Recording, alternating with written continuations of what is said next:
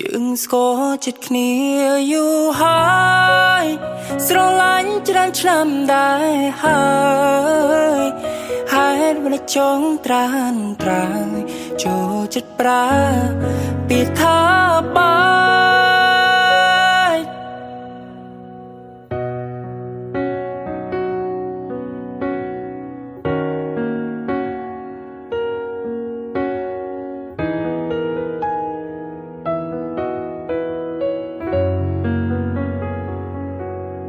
អូនបានប្រាំបងថាមិនចង់បន្តយល់អងកាន់ឡើងវិញណាពុំងារយើងគុំបីគ្នាទុំពេលវេលាមើលថែផ្លែចិនប្រមូលអារម្មណ៍ពេលខ្លះបងក៏បានដឹងរឿងហ្នឹងតែសូមប្រលឹងអូនគុំចាចោលបងអង្វរនួនអងទុកឱកាសឲ្យបងផងអូន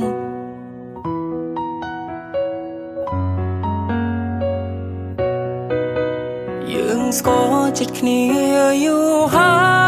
យស្រឡាញ់ច្រើនឆ្នាំដែរហើយមិនได้ចោលត្រានត្រើយចូលចិនប្រើពីថា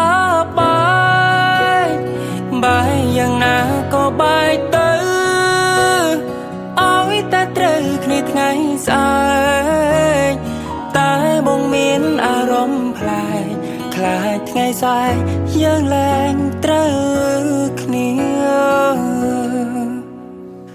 បងគឺជាអ្នកចាំងស្គាល់ចិនគ្នាច្បាំងអូនក៏បានដឹងចង់រងអ្នកថ្មីណាតើអូនបានដឹងចិត្តគេយ៉ាងណាគុំតន់អាឡូដំបង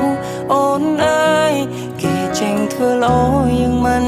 ដឹងឡើយចាំមើលថ្ងៃក្រោយចិញ្ចារាងស៊ីនហើយត្រានត្រើយអូននឹងយករឿងក្រុមយ៉ា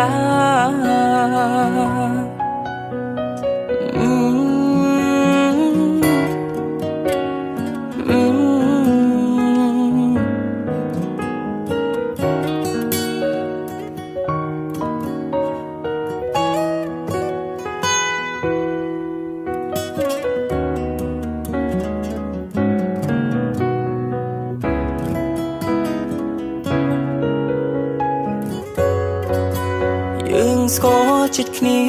យូរហើយស្រឡាញ់ច្រើនឆ្នាំដែរហើយមិនได้ចោលត្រានត្រើយចូលចិនប្រើ